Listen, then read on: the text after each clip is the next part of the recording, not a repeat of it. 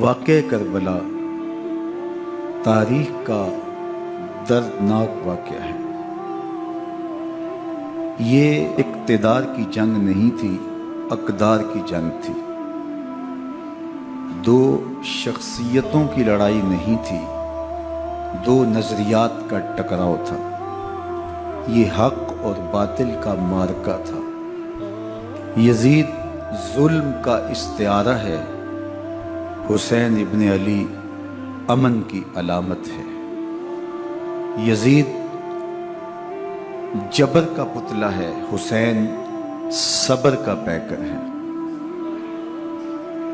یزید اپنی بدطینت فطرت اور اپنی طبع ناہموار کے باعث دنیا پر ذلت و رسوائی،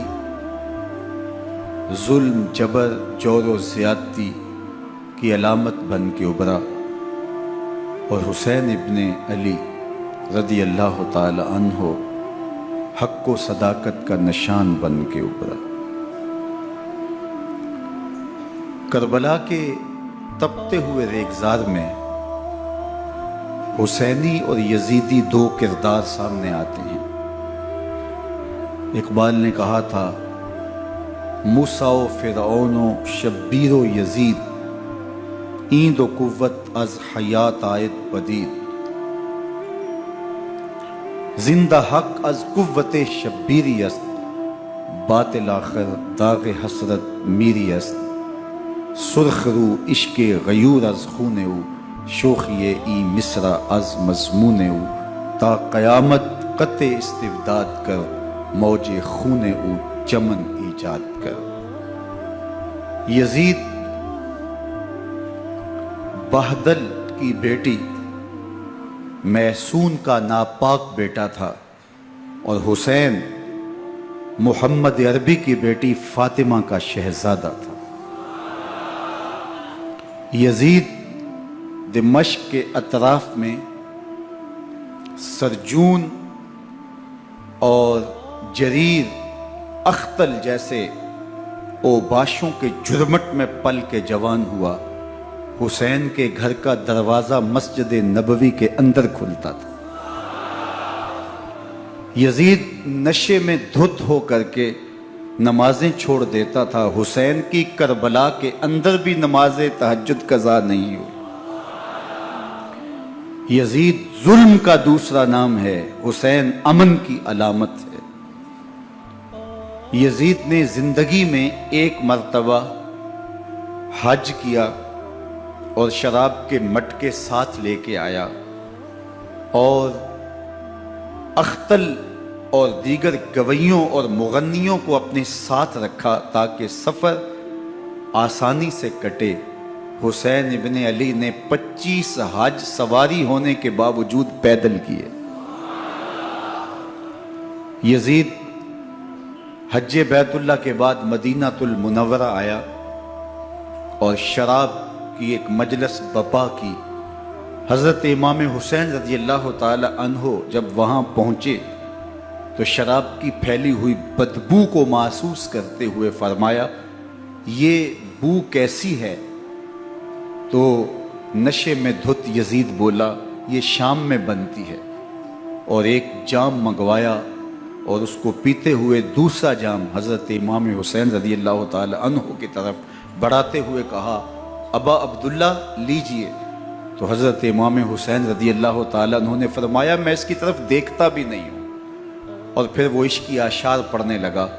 جب یزید کی شراب نوشی کا منظر امام حسین رضی اللہ تعالی عنہ اپنی آنکھوں سے دیکھ چکے تھے، تو مجھے بتاؤ یزید کے ہاتھ پہ امام حسین کا پاک ہاتھ کیسے آتا؟ حضرت امام حسین رضی اللہ تعالی عنہ جس ماحول میں پلے تھے، جس ماحول میں پرورش پائی تھی، جس ماحول میں رہے تھے، وہ پاکیزہ اور تقدس مآب ماحول تھا۔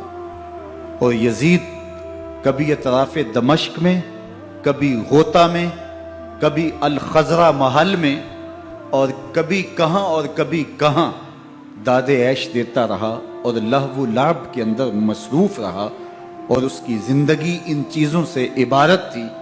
وہ محرمات کو حلال قرار دیتا، شراب نوشی اس کی ہڈیوں میں رچی ہوئی تھی، اور شریعت بیضا کا مذاق اڑایا کرتا۔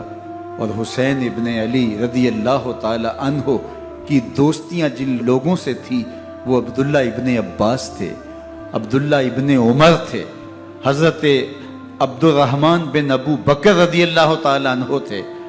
یزید تو جوا کھیلتا رہا، یزید تو قمار بازی کرتا رہا، یزید تو شراب نوشی کرتا رہا، اور حسین ابن علی مسجد نبوی کے منبر میں حضور کے پہلوؤں میں بیٹھتے رہے۔ زمانے نے وہ منظر دیکھا کہ سرخ رنگ کے جوڑے پہنے ہوئے حسنین کریمین حجرہ فاطمہ سے نکلتے ہیں، کم عمری کی وجہ سے کبھی گرتے ہیں کبھی سنبھلتے ہیں، اور آقا کریم خطبہ ارشاد کر رہے ہیں، خطبہ چھوڑ کے حضور نے شہزادوں کو اٹھا لیا۔ وہ منظر بھی زمانے نے دیکھا۔ حضرت عبداللہ بن شداد کہتے ہیں کہ حضور سجدے میں تھے اور سجدہ اتنا طویل ہو گیا، ہمیں لگا یا تو وحی کا نزول ہو رہا ہے یا پھر اللہ کا حکم آ گیا اور اللہ کے محبوب کی روح قبض کر لی گئی۔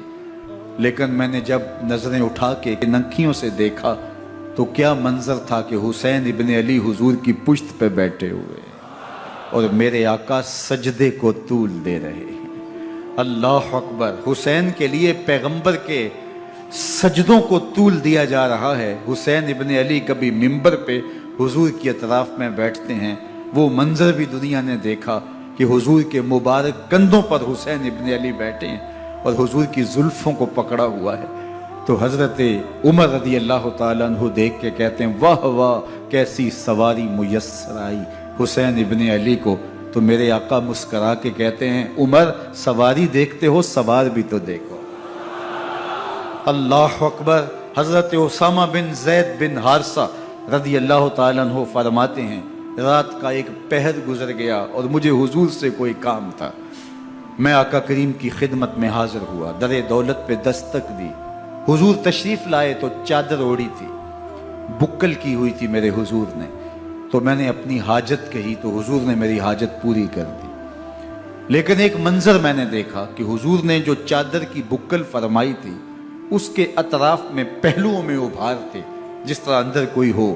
مجھ سے نہ رہا گیا، میں نے پوچھ لیا، میں نے کہا بندہ نواز چادر کے اندر کیا ہے؟ فَكَشَفَهُ، تو حضور نے چادر کو کھول دیا۔ فَإِذَا الْحَسَنُ وَالْحُسَيْنُ عَلَىٰ وَرِكَيْهِ، تو کہتے ہیں میں نے اپنی آنکھوں سے دیکھا، ایک پہلو سے امام حسین لپٹے ہوئے تھے، ایک پہلو سے امام حسن لپٹے ہوئے تھے۔ فرمایا یہ میرے بیٹے ہیں، یہ میری بیٹی کے بیٹے ہیں، اے اللہ میں ان سے پیار کرتا ہوں، تو بھی ان سے پیار کر، جو ان سے پیار کرے اس سے بھی پیار کر۔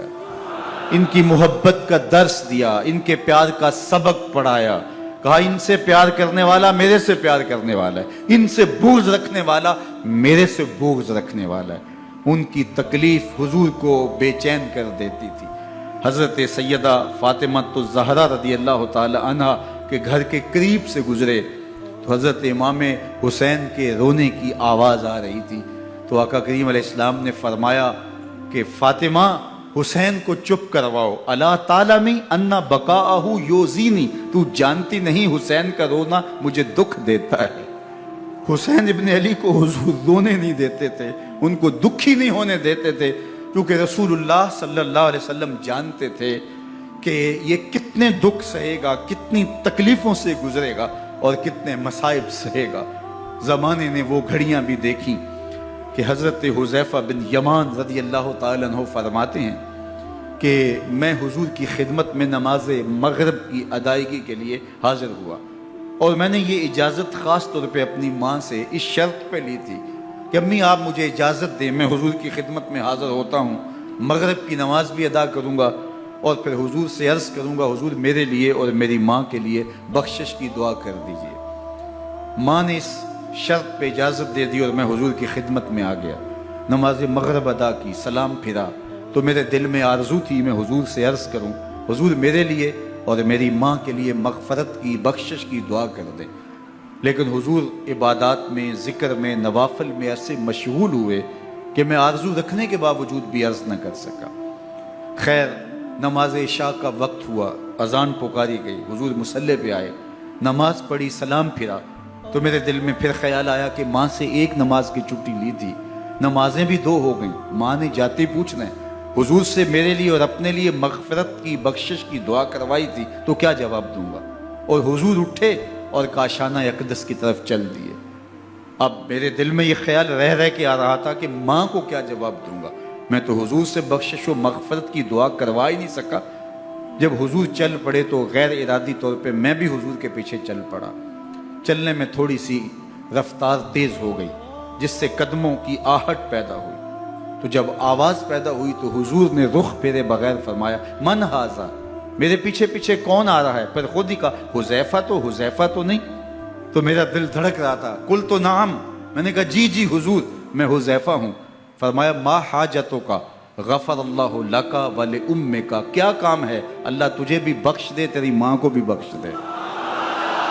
اب جو کام تھا وہ جنبش لب سے پہلے ہی ہو گیا، یہاں تو لفظوں کا سہارا بھی نہیں لینا پڑتا، وہ بند لبوں کی بولیاں بھی سنتے ہیں۔ اقبال بولا ہے، فروغت صبح آثار و دہور، چشم تو بینندائے ما فی الصدور، تیری نظر تو سینوں کے چھپے راز بھی دیکھتی۔ تو کہا، ما حاجتوں کا، غفر اللہ لک ولأمک، اللہ تجھے بخش دے، تیری ماں کی بھی مغفرت کر دے، کیا کام ہے؟ اب جو کام تھا وہ تو ہو گیا۔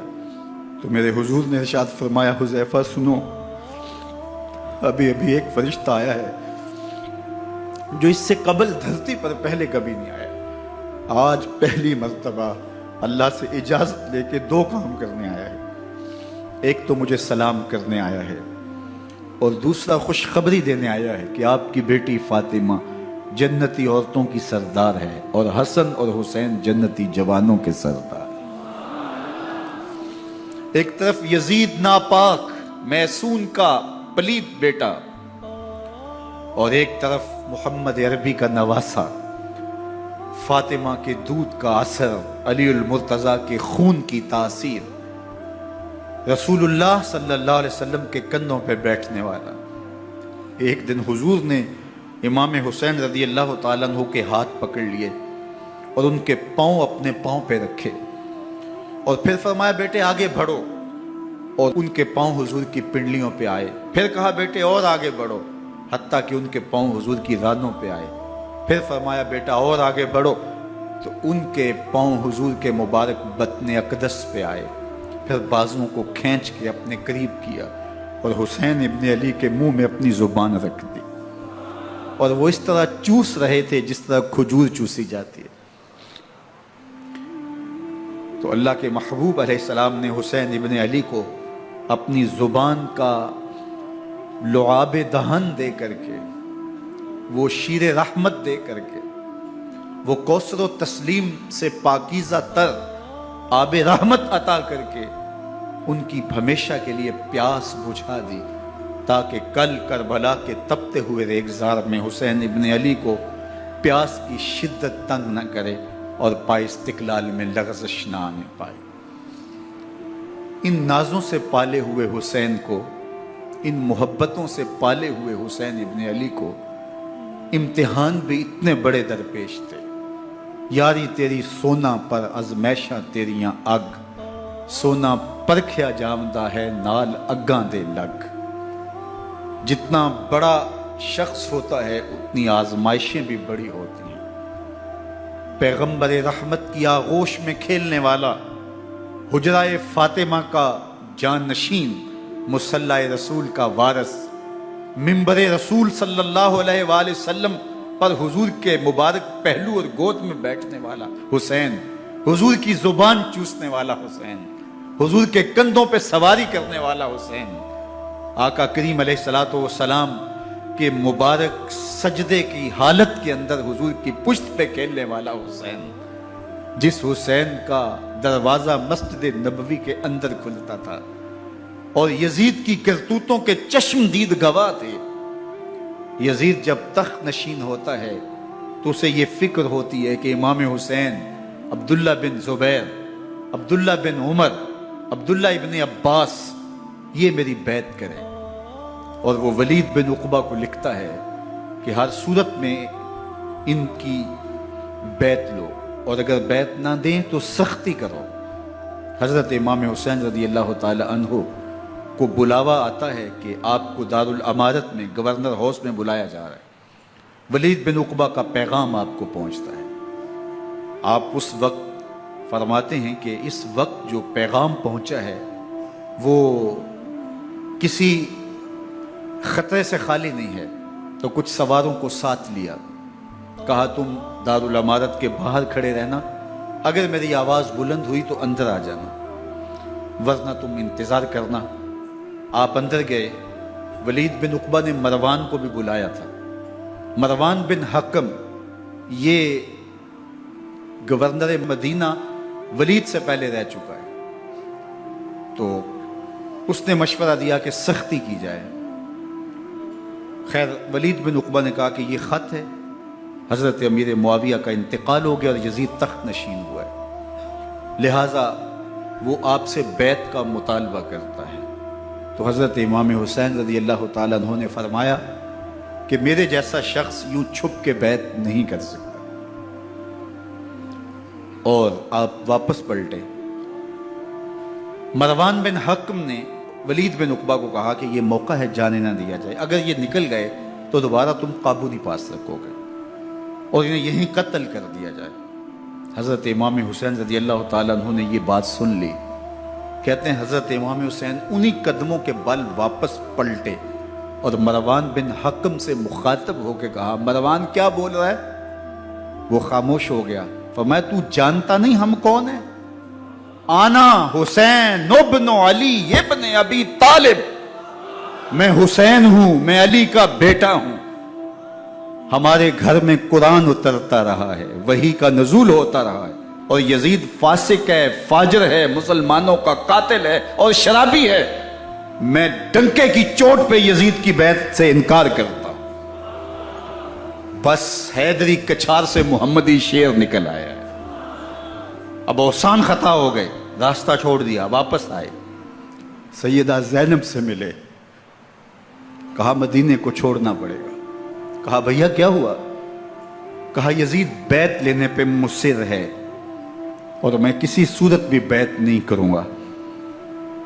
رسول اللہ کا مدینہ ہمارے خون سے لالازار بنے گا. میں نہیں چاہتا کہ حضور کے شہر نور کی حرمت پامال ہو. دوستو وہ کیسا منظر ہوگا جب حسین ابن علی نے آخری حاضری حضور کے روضے پہ دی ہو. حاجی یا معتمر 10 دن کے لیے، 8 دن کے لیے، 20 دن کے لیے مدینہ المنورہ عارضی سکونت اختیار کرتا ہے اور حضور کے روضہ انور سے، اس شہر نور سے، ان گلیوں سے، ان بام و در سے ایسا مانوس ہو جاتا ہے کہ جب واپس پلٹ رہا ہوتا ہے ان دعاؤں کے ساتھ کہ دوبارہ آنا بھی نصیب ہو، اور اسے لگتا ہے کہ میں دوبارہ بھی بلایا جاؤں گا، لیکن اس کے باوجود شہر حبیب چھوڑنا قیامت سے کم نہیں ہوتا. اعظم چشتی مرحوم آخری بار جب حضور کے روضہ انور پہ گئے تو بیمار تھے، ویل چیئر پہ تھے. باب بقی سے باہر نکلے تو خادم سے کہا کہ میری ویل چیئر پیچھے سے کھینچو تاکہ میرا رخ روضہ انور کی طرف رہے. اور وہ پیچھے سے کھینچتا چلا جا رہا ہے، اور جب باب مکہ سے پیچھے جنت البقیع کے قریب سے گنبد خضرا نگاہوں سے اوجل ہونے لگا تو اعظم چشتی مرحوم نے کہا، جاں بدن سے نکلتی ہے اعظم، جاں بدن سے نکلتی ہے اعظم، کوئی آسان ہے مدینے سے جدا ہونا، کوئی آسان ہے مدینے سے جدا ہونا. یہ اس شخص کی کہانی ہے جو 10 دن، 5 دن، مہینہ، 2 ماہ وہاں رہتا ہے اور پھر اس شہر کو چھوڑ کے آنا اس کے لیے آسان نہیں ہوتا. اور مجھے بتاؤ کہ حسین جو پیدا مدینے میں ہوا، جس کے گھر کا دروازہ مسجد نبوی کے اندر کھلتا تھا، جو مسجد نبوی کے اندر پرورش پا کے جوان ہوتا ہے اور مدینے کی گلیوں میں کھیلتا رہا، اس حسین ابن علی کے لیے مدینہ چھوڑنا، اور پھر وہ اس بات کا علم اور شعور رکھتے تھے کہ یہ آخری بار حضور کے در پہ حاضری ہے، دوبارہ اس شہر نور میں نہیں آ سکوں گا، تو کیا قیامت ہوگی اور کیا منظر ہوگا۔ محمد بن حنفیہ کے علاوہ خاندان نبوت کے جتنے لوگ تھے ان سب نے شہر مدینہ کو الوداع کہا، اور رات کے موقع میں مدینہ المنورہ کو، مسجد نبوی کو چھوڑ کر کے مکہ کی جانب عازم سفر ہوئے۔ 3 شعبان المعظم کو مکہ المکرمہ پہنچتے ہیں، ادھر کوفیوں کے خطوط آنے شروع ہو جاتے ہیں۔ حضرت امام حسین رضی اللہ تعالیٰ عنہ مسلم بن عقیل رضی اللہ تعالیٰ عنہ کو صورتحال معلوم کرنے کے لیے بھیج دیتے ہیں۔ 40,000 کوفی آپ کے ہاتھ پہ بیعت کر لیتے ہیں۔ ادھر 25 پیدل حج کرنے والے حضرت امام حسین 8 ذی الحج کو احرام باندھتے ہیں، لیکن آپ کو پتہ چلتا ہے کہ حاجیوں کے روپ میں قاتل چھپا دیے گئے، تو آپ اس احرام کو حج کی بجائے عمرے میں بدلتے ہیں اور کوفے کی جانب عازم سفر ہوتے ہیں۔ کائنات والو، ذرا سینے پہ ہاتھ رکھ کے دیکھو کہ یہ کتنا مشکل مرحلہ تھا۔ اس دین کی آبرو کو بچانے کے لیے حضرت امام حسین رضی اللہ تعالیٰ عنہ نے کتنا بڑا قدم اٹھایا۔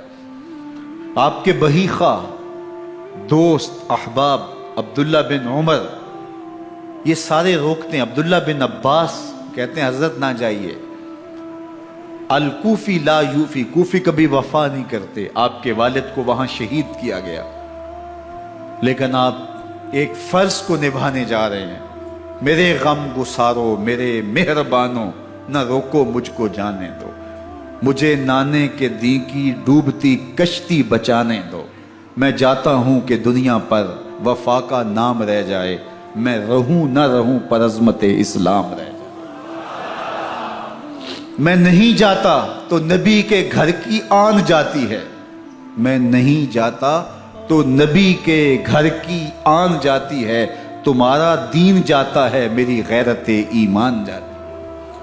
حضرت امام حسین یہاں سے چلتے ہیں، ابھی راستے میں ہی پہنچتے ہیں کہ یہ خبر آتی ہے کہ کوفے والوں نے بے وفائی کر دی، حضرت مسلم بن عقیل رضی اللہ تعالیٰ عنہ کو شہید کر دیا گیا، نعمان بن بشیر معزول کر دیے گئے، ابن مرجانہ ابن زیاد وہاں متعین کر دیا گیا جو سخت گیر شخص تھا، اور اس نے لوگوں کو ڈرایا، دھمکایا، اور کوفے کے لوگوں کے دل بدل گئے اور وہ بیعتیں توڑنے لگے۔ وہ منظر مسجد کوفہ کا کتنا دلگداز تھا، جب امام نماز کے لیے کھڑے ہوئے تو 40,000 لوگ آپ کے پیچھے تھا۔ جب سلام پھیرا اور امام نے دیکھا کہ پیچھے لوگ نہیں ہیں، پھر لوگوں نے اپنے دروازے بھی بند کر لیے۔ رات کی تنہائیاں ہیں اور حضرت مسلم بن عقیل کو کوئی پناہ دینے والا نہیں، لوگوں نے دروازے بند کر لیے کہ کہیں ہمارے گھر میں نہ آ جائیں اور ہم مشقت اور حکومتی تشدد کا شکار نہ ہوں۔ کتنا دردناک لمحہ ہے حضرت مسلم بن عقیل رضی اللہ تعالیٰ عنہ پہ، اور پھر حضرت مسلم بن عقیل بے دردی سے شہید کر دیے جاتے ہیں۔ آپ ابھی راستے میں ہیں، یہ ساری کہانی پہنچتی ہے کہ حضرت مسلم شہید کر دیے گئے اور بے دردی سے شہید کر دیے گئے۔ وہ جنہوں نے خط لکھے تھے کہ ہم آپ کے ساتھ ہیں اور ہم منتظر ہیں، چشم برا ہیں، آپ کے قدموں کی چاپ سننے کے لیے بےتاب ہیں، آج انہوں نے بیعتیں توڑ دی۔ 40,000 کوفی منحرف ہو گئے۔ مسجد کوفہ کا وہ منظر کس قدر روح کو تڑپا دینے والا تھا۔ ہم پچھلے سال عصر اور مغرب کے درمیان جب کوفہ پہنچے تو سورج ڈوبنے کے قریب تھا۔ میں نے اپنی زندگی میں اتنا اداس موسم کہیں نہیں دیکھا جتنا اداس موسم کوفے میں دیکھا۔ ایسے لگتا تھا جس طرح کوفے کی آب و ہوا آج بھی شرمندہ ہے۔ جو مسلم بن عقیل اور خاندان نبوت کے ساتھ اہل کوفہ نے کیا، حضرت امام حسین رضی اللہ تعالیٰ عنہ کو ان کے بہی خواہوں نے، اعزاء نے، اقربا نے، دوستوں نے، آوان و انصار نے، ساتھیوں نے کہا کہ حضرت حالات یکسر تبدیل ہو گئے، اب ہمیں مراجعت کر جانی چاہیے، واپس پلٹ جانا چاہیے۔ تو حضرت امام حسین کافی سوچ بچار میں رہے، پھر اس کے بعد آپ نے فیصلہ کیا کہ ہم آگے بڑھیں گے۔ دوستوں نے کہا کہ حضرت اگر آپ آگے بڑھیں گے تو ہمیں لگتا ہے کہ وہ آپ کے ساتھ سلوک اچھا نہیں کریں گے اور آپ بچوں کے سامنے پیاسے شہید کر دیے جائیں گے۔ تو حضرت امام حسین رضی اللہ تعالیٰ عنہ نے وہاں ایک خطبہ ارشاد فرمایا کہ لوگوں تم جو مجھے بتا رہے ہو مجھے اچھی طرح معلوم ہے، جو تم مجھے منظر پیش کر رہے ہو وہ میری نگاہوں میں ہے، اور جو کچھ ہونے والا ہے چشم تصور وہ منظر دیکھ رہی ہے۔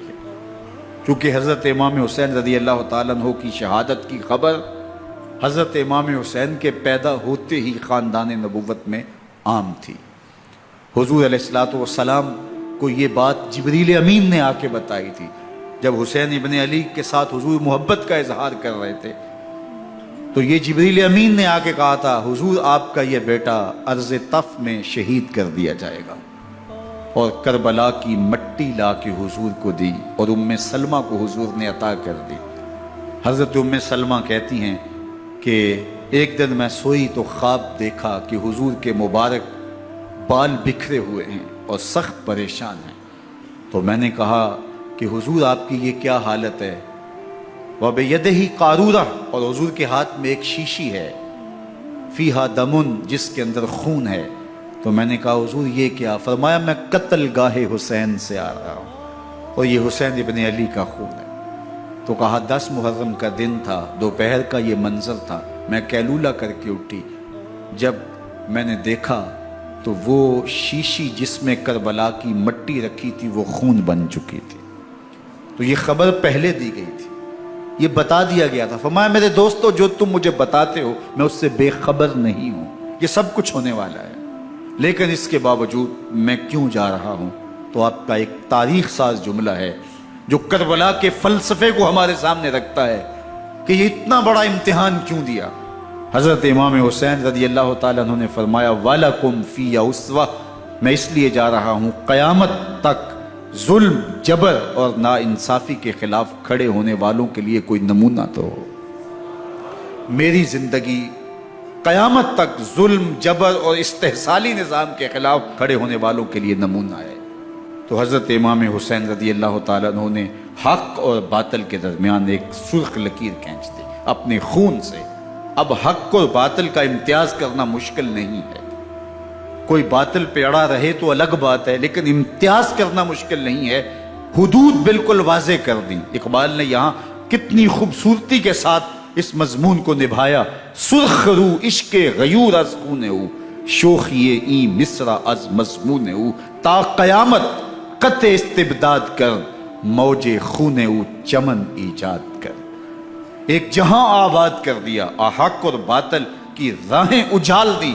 اب لوگوں کو یزید کا چہرہ پہچاننے میں دیر نہیں لگتی، وقت کے ہر یزید کا چہرہ آسانی سے پہچانا جا سکتا ہے۔ یہ معرفت زمانے کو کروائی کس نے؟ حسین ابن علی نے کروائی رضی اللہ تعالی عنہ۔ تو حضرت امام حسین نے فرمایا کہ جو میرے ساتھ ہونے والا ہے میں اچھی طرح جانتا ہوں، لیکن میں اس کے باوجود آگے بڑھوں گا۔ پھر بڑھے اور کربلا میں جا کے خیمہ زن ہو گئے۔ 7 محرم کو پانی بند کر دیا گیا۔ پانی بند ہوا تو کھانا بھی میسر نہیں تھا، لیکن ذکر پانی کا ہوتا ہے اس لیے کہ کھانے کے بغیر انسان کئی دن کاٹ لیتا ہے، لیکن پانی کے بغیر گزر نہیں ہوتی۔ تو فرات کی نہر سامنے اپنی موجوں کے ساتھ چمک رہی ہے، لیکن ایک قطرہ آب بھی آل رسول کو نہیں دیا جا رہا۔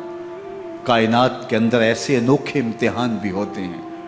وارثوں ساقی کوثر کے، مالک ہوں حوض کوثر کے، اور بیٹے ہوں ساقی کوثر کے، اور آج ایک بوند پانی کی بھی میسر نہ ہو۔ صبر کا امتحان ہے، عزیمت کا امتحان ہے۔ حضرت امام حسین رضی اللہ تعالیٰ عنہ خیمہ زن ہو گئے۔ 3 دن تک پانی بند رہتا ہے۔ 9 محرم کو رات کی تنہائی میں حملہ آور ہونا چاہتے ہیں، لیکن آپ نے کہا کہ ہمیں اللہ کے حضور عبادت اور ذکر کے لیے وقت دیا جائے۔ ساری رات ذکر میں گزرتی ہے، عبادات میں گزرتی ہیں۔ رات کے اندھیرے میں آپ چراغ بجھا دیتے ہیں۔ آوان و انصار کو کہتے ہیں کہ ان کی دشمنی میرے ساتھ ہے، انہیں میرا خون چاہیے، اگر تم رات کی تاریکی میں نکل جاؤ تو میں تم سے کوئی مواخذہ نہیں کروں گا، اور یہ بھی تمہارا پیچھا نہیں کریں گے، اس لیے کہ ان کا مطلوب تم نہیں ہو، ان کا مطلوب میں ہوں۔ جب چراغ جلایا تو کوئی بھی نہیں گیا۔ مسلم بن نوسجہ کھڑے ہو کے کہتے ہیں حضرت اگر ہمارے بدن کو 70 بار کاٹا جائے اور جلایا جائے اور ہواؤں میں اڑا دیا جائے پھر بھی آپ کا ساتھ نہیں چھوڑیں گے۔ 70 سال کے بوڑھے ہیں حبیب بن مظاہر، کہتے ہیں حضرت آپ کو چھوڑ کے جائیں کہاں، آپ کو چھوڑ کے جائیں کہاں؟ کوئی ساتھ چھوڑنے کے لیے تیار نہیں ہے، پیاس ہے، سخت گرمی ہے، کربلا کا ماحول ہے، 72 افراد اور خاندان کی خواتین میدان کربلا میں خیمہ زن ہیں۔ دوسری طرف لشکر اعداء اشقیا 22,000 کی تعداد میں مقابلے میں، ایک روایت 30,000 کی ہے۔ ان صرف 72 پیاسے لوگوں کے لیے اتنے لوگوں کو جمع کرنے کا مقصد خوف زدہ کرنا تھا۔ شرط ہے کہ یزید کی بیعت کر لیں، محاصرے توڑ دیں گے، پانی دستیاب ہوگا، اعزاز و اکرام سے نوازا جائے گا، خزانوں کے منہ کھول دیے جائیں گے۔ لیکن حسین ابن علی کہتے تھے سب کچھ لٹ جائے گا، باطل کے ہاتھ پہ ہاتھ نہیں رکھوں۔ اللہ اکبر۔ اب صبح طلوع ہوتی ہے، عاشور کا دن چڑھتا ہے، سورج اپنی پوری تمازت کے ساتھ گرمی برسا رہا ہے۔ آج خاندان نبوت کا امتحان زمانے نے دیکھنا ہے۔ رسول اللہ کا لعاب چوسنے والا اس کے صبر کا آج امتحان ہے، حضور کے کندھوں پہ کھیلنے والے حسین کا آج امتحان ہے۔ اللہ اکبر۔ حسین ابن علی تمام حجت کرتے ہیں میں نے تمہارا کچھ نہیں بگاڑا، میں نے کسی کا خون نہیں کیا، میں نے کوئی زیادتی نہیں کی، تم کیوں میرے قتل کے در پہ ہو؟ تم جانتے نہیں میں کون ہوں؟ میں تمہارے نبی کا نواسا ہوں، رسول اللہ صلی اللہ علیہ وآلہ وسلم کے کندھوں پہ کھیلتا رہا ہوں، حضور کا لعاب چوستا رہا ہوں، اور میں بوسہ گاہے رسول صلی اللہ علیہ وآلہ وسلم ہوں۔ لیکن ان اشقیاء کے دل پر کوئی چیز اثر انداز نہیں ہوتی۔ ایک ہور ہے، اللہ اس کے دل میں نرمی ڈالتا ہے۔ پہلے تو امام حسین کو گھیر کے لے کر کے آتا ہے، لیکن بعد میں وہ قافلہ یزید سے قافلہ حسین کی طرف آ جاتا ہے۔ امام حسین فرماتے تو دنیا میں بھی ہور ہے، آخرت میں بھی ہور ہے، آزادی مل جاتی ہے۔ باقی 22,000 کا لشکر جرار امام حسین کے قتل کے در پہ ہے۔ پھر تاریخ نے خاندان نبوت کا وہ انوکھا امتحان دیکھا۔ حضرت امام حسین کے بچے بالخصوص خواتین پیاس کی شدت میں حلق خشک ہے۔ حضرت سکینہ تڑپ کے اپنے باپ سے کہتی ہیں کہ مجھے 6 ماہ کے لیے اصغر کی پیاس نہیں دیکھی جا رہی۔ بچے کو ہاتھوں پہ اٹھاتے ہیں اور نہر فرات کے کنارے پہنچ کے فرماتے ہیں اشقیاء سے مخاطب ہو کے تمہارا معاملہ میرے ساتھ ہے، اس 6 ماہ کے بچے نے تمہارا کچھ نہیں بگاڑا، اور چلو بھر کے اس کا حلق سیراب کرنا چاہتے ہیں۔ ایک 2 شاخہ تیر آتا ہے جو حضرت علی اصغر کے گلے کو چیر دیتا ہے۔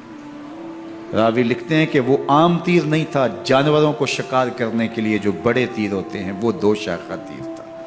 وہ گردن کو کاٹ دیتا ہے، خون بہنے لگتا ہے، گردن لٹک جاتی ہے۔ حضرت امام حسین وہ بہتا ہوا خون اپنے چلو میں لیتے ہیں اور آسمان کی طرف اچھال کے کہتے ہیں مالک حسین کی یہ قربانی بھی قبول۔ یہ تماشا لبے بام نہیں ہے۔ بچہ بیمار ہو، ڈاکٹر جواب دے دیں، ماں باپ کے ہاتھ پھول جاتے ہیں، زندگی کی سانسیں ابھی چل رہی ہوتی ہیں، لیکن ڈاکٹر کہے کہ یہ میرے بس کا روگ نہیں ہے، کہیں اور لے جاؤ، تو زندگی کا لف و نشر غیر مرتب ہو جاتا ہے۔ میں سلام پیش نہ کروں حسین ابن علی کو، 6 ماہ کا علی اصغر ہاتھوں میں دم توڑتا ہے، گردن لٹک جاتی ہے، خون بہ رہا ہے۔ اب خیموں کی طرف بڑھ رہے ہیں لیکن زبان پہ شکایت نہیں ہے، کہتے ہیں مالک حسین کی یہ قربانی قبول کر لے۔ اب خیموں کی طرف آنا، شہر بانوں ام رباب سیدہ زینب حضرت سکینہ سلام اللہ علیہا کا سامنا کوئی آسان کام نہیں تھا، لیکن حسین ابن علی آتے ہیں، شہزادے کو یہاں خیموں کے قریب رکھ کے کہتے ہیں کہ یہ حوض کوثر سے سیراب ہو گیا ہے۔ اللہ اکبر، کوہرام مچ جاتا ہے خیموں کے اندر، کیا منظر ہوگا اور ان کو کن الفاظ کے پیرائے میں ڈھال کر کے ان کیفیات کو بیان کیا جا سکتا ہے جو اہل بیت کے خیموں کے اندر علی اصغر کی شہادت کے بعد کا منظر رقم ہو رہا ہوگا۔ اللہ اکبر، ادھر اشکیا آوازیں دے رہے ہیں، مبارزت کے لیے پکار رہے ہیں۔ زمانے نے پھر وہ منظر بھی دیکھا کہ جوان بیٹے کو 18 سال کی کمائی حضرت امام حسین میدان عمل میں بھیج رہے ہیں۔ وہ علی اکبر جو حسین کا نور نظر ہے، آنکھوں کا قرار ہے، دل کی تسکین ہے۔ اور پھر حضرت علی اکبر جب گھوڑے کی زین سے فرش زمین پہ گرتے ہیں تو باپ کو آواز دیتے ہیں، اور حضرت امام حسین جو ہے وہ آگے جا کے بیٹے کی لاش اٹھاتے ہیں۔ اللہ اکبر، 18 سال کے بیٹے کی لاش کو کندھوں پہ اٹھا کے خیموں تک لاتے ہیں اور ہاتھ پھیلا کے کہتے ہیں مالک حسین کی یہ قربانی بھی قبول فرما۔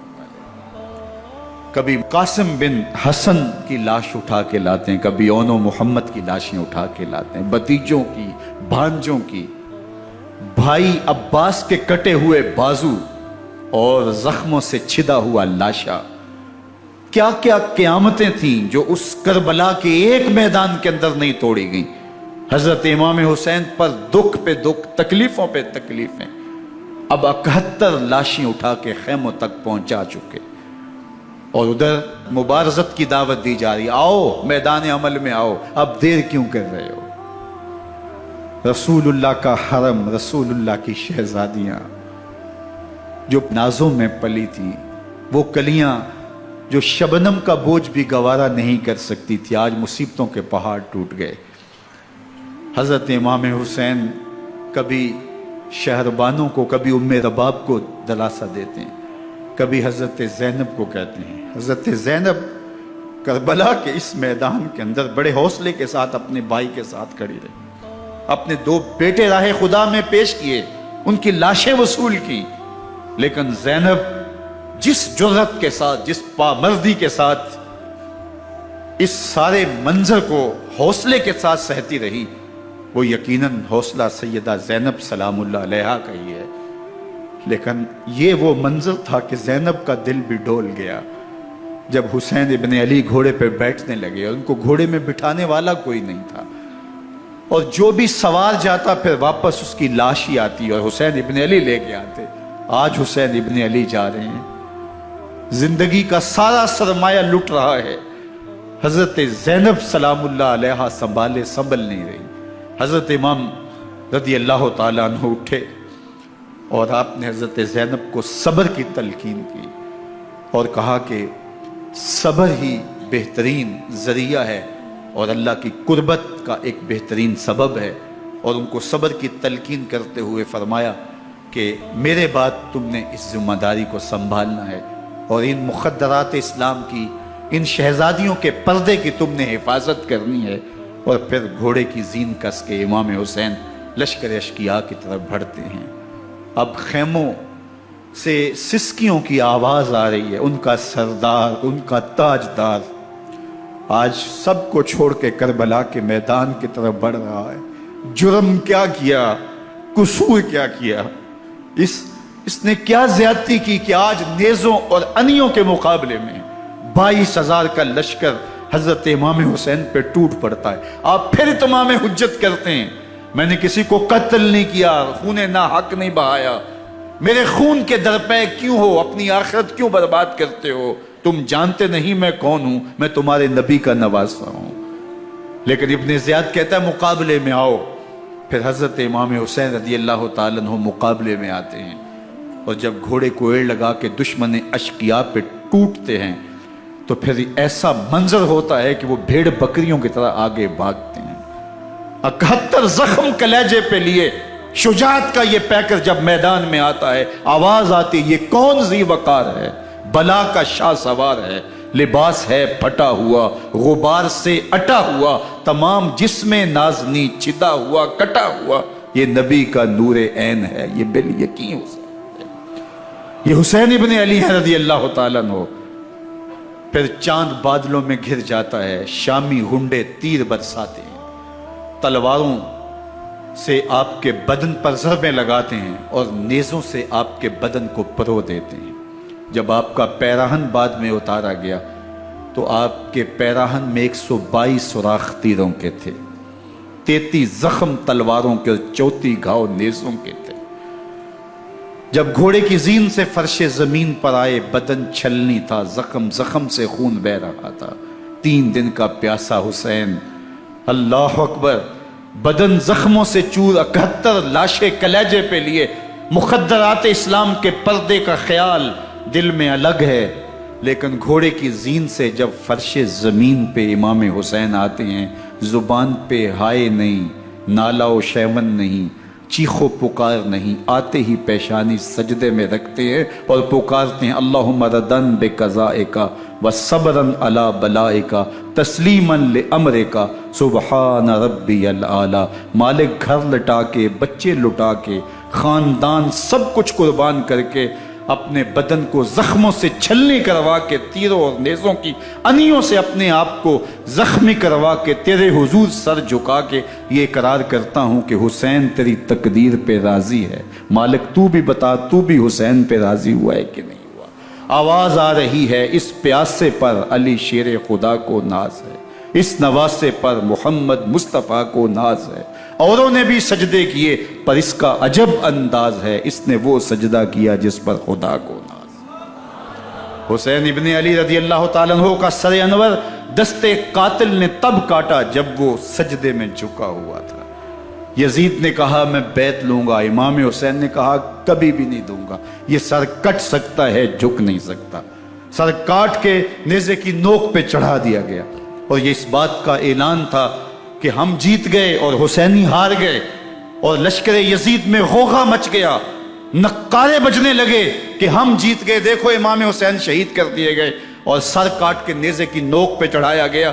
لیکن لشکر یزید سے ہی آواز آئی یہ کیسا سر ہے جو کٹ کے بھی سر بلندی ہے، کٹ گیا ہے پھر بھی اونچا ہے، اللہ اکبر، یہ سر سجدے میں کٹا ہے، رب کے حضور عبادت کی حالت میں کٹا ہے۔ حسین آج بھی سجدے میں ہے، اللہ اکبر، حسین آج بھی سجدے میں ہے، بلکہ کٹے ہوئے سر کا رخ زمین کی جانب تھا اور کٹی گردن آسمان کی طرف، یوں نیزے پہ پرویا گیا۔ اللہ اکبر، ایک شاعر نے نقشہ کھینچا، بآنکھ سر نیزے پہ اور سوئے زمین ہے روح، یعنی سجدہ ثانی کی ہے آرزو۔ رکعت کے 2 سجدے ہوتے ہیں، ابھی ایک سجدہ ہوا تھا کہ دست قاتل نے سر کاٹ دیا، کہا حسین کی پیشانی میں دوسرے سجدے کی تمنا مچل رہی۔ یہ تھا حسین ابن علی کا سجدہ، ساری زندگی رب کے حضور سجدہ قضا نہیں ہونے دیا۔ آج پانی نہیں ہے، اللہ اکبر، آج تیمم کر لیتے ہیں، آج اپنے خون کو اوڑھ کر کے حسین نے اپنی پیشانی اپنے مالک کے حضور جھکا کر کے عظیمت کی وہ انوکھی داستان رقم کر دی کہ صدیاں گزرنے کے باوجود بھی ان کی یادوں کے چراغ روشن ہیں۔ جب حضرت امام حسین اور دوسرے آیان و انصار کو شہید کر دیا گیا تو ان کے سر نیزوں کی نوک پہ چڑھا دیے گئے۔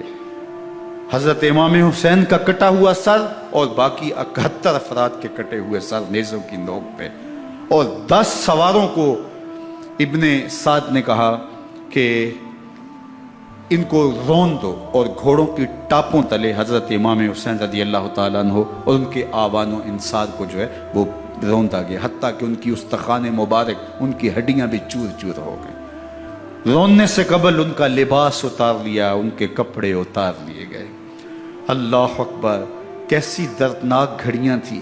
یزید کا صرف یہی بد کرداری کا مرحلہ نہیں تھا، اس کربلا کے صحرا کے اندر یزید نے جس طرح امام حسین رضی اللہ تعالیٰ عنہ کو شہید کیا اور حضرت امام حسین کے خاندان کو شہید کیا، جب مدینہ المنورہ پر یزید نے مسلم بن عقبہ کو مقرر کیا، جس کو بزرگوں نے مصرب بن عقبہ کہا ہے، تو اس کو کہا 3 دن تک مدینے کا حرم تمہارے لیے حلال ہوگا، جو چاہو تم کرنا، اور شامی فوجوں کو اجازت ہوگی۔ تو وہاں بھی انہوں نے 10,000 تابعین اور 700 صحابہ کو شہید کیا۔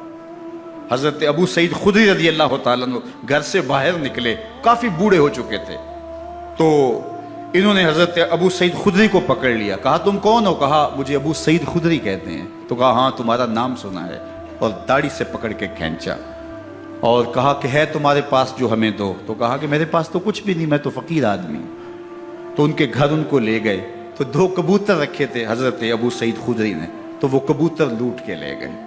اللہ اکبر۔ حضرت ابن سنان رضی اللہ تعالیٰ عنہ کو، جو حضور کے علم بردار تھے فتح مکہ کے دن، ان کو ستو پہلے پہ لائے اور پھر ان کی گردن کاٹی گئی، اور کہا یہ ہے وہ ستو جو تم زندگی میں آخری بار پیو گے۔ ایک گھر میں داخل ہوئی شامی فوج، تو ایک خاتون کے ابھی بچہ پیدا ہوا تھا، اور قابلہ نے، دائیا نے وہ بچہ ماں کی چھاتی پہ لٹایا، اور وہ ماں کا پہلا دودھ پی رہا تھا۔ تو یہ جا کے کہنے لگے نکالو تمہارے پاس جو کچھ ہے۔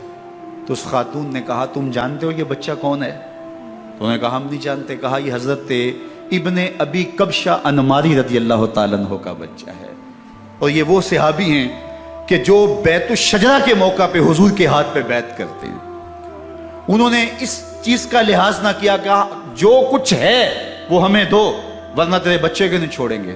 تو ماں بچے سے مخاطب ہو کے کہتی ہے، ابھی بچہ پیدا ہوا ہے اور ماں سے پہلا دودھ پی رہا ہے، کہ بیٹے اگر میرے پاس کچھ ہوتا، وہ قیمتی سے قیمتی چیز بھی ہوتی، تیری جان کے لیے قربان کرتی، لیکن اس وقت میرے پاس کچھ ہے نہیں۔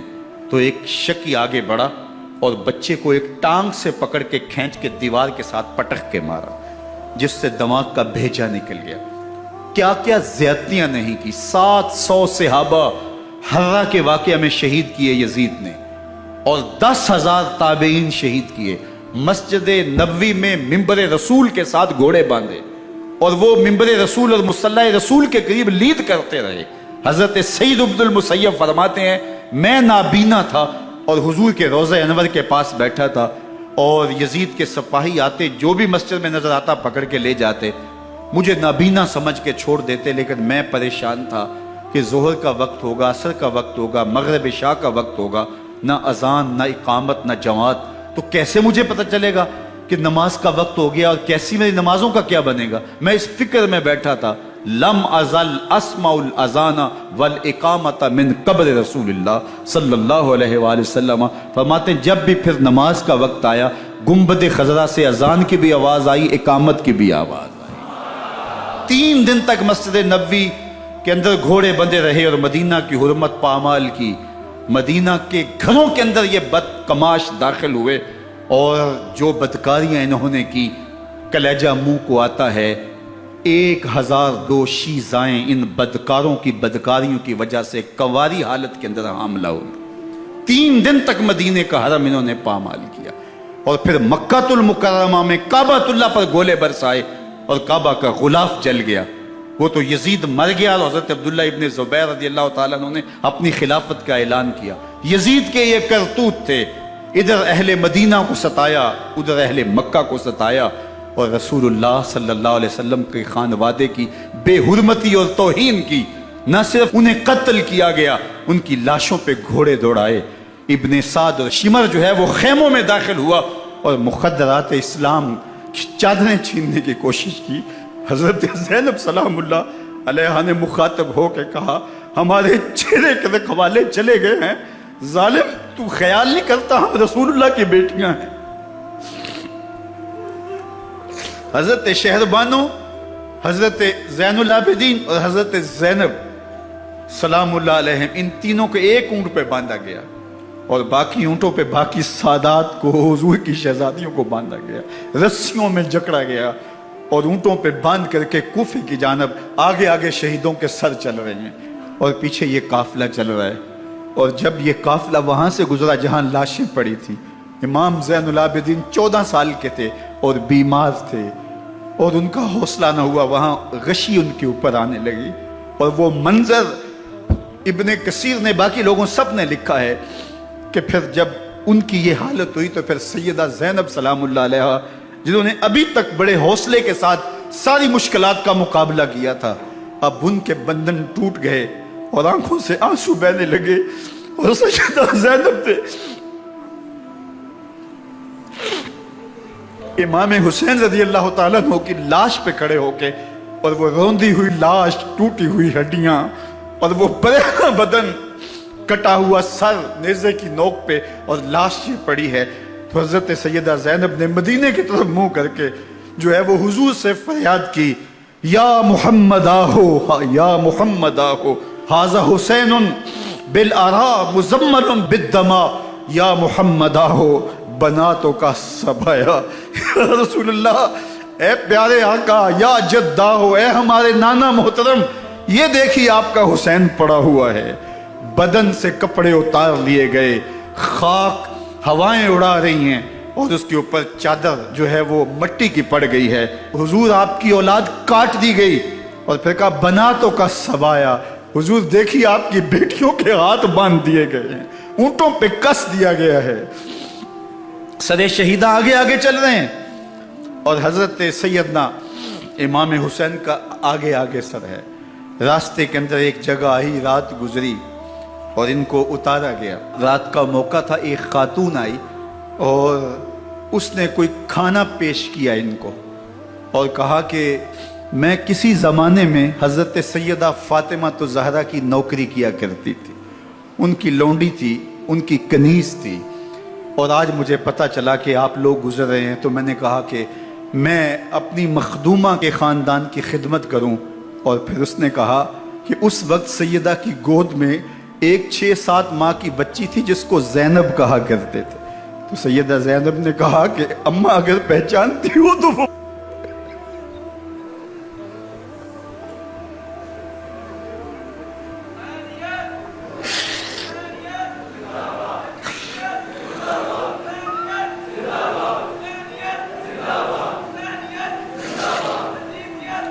یہ تاراج اور لٹا ہوا کارواں پھر وہاں سے کوفے میں کیسے پہنچا، اور کوفے کے اندر سیدہ زینب سلام اللہ علیہا نے وہ یزید کے دربار میں، ابن زیاد کے دربار میں وہ جرأت آمیز جو باتیں کہیں، اللہ اکبر، زینب کی زبان میں علی کی خطابت بول رہی تھی، اور پھر دشمن اور دوست سارے رونے لگے، اور وہ کیا دل گداز منظر تھے۔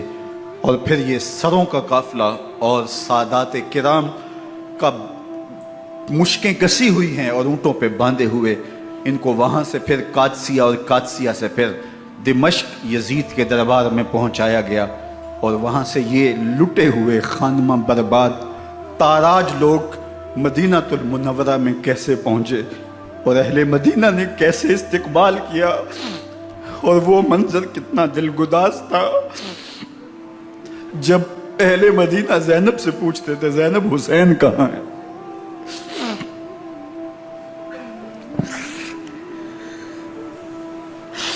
بے مروت بے وفا تیرا بھی کیا افسانہ ہے، جس نے اپنی ہی شمع کو گل کیا تو وہ پروانہ ہے۔ اپنے پیغمبر کے شہزادوں کو اور اپنے پیغمبر کی شہزادیوں کو جو دکھ اس امت نے دیے، یہ کائنات کی ایک انوکھی داستان ہے۔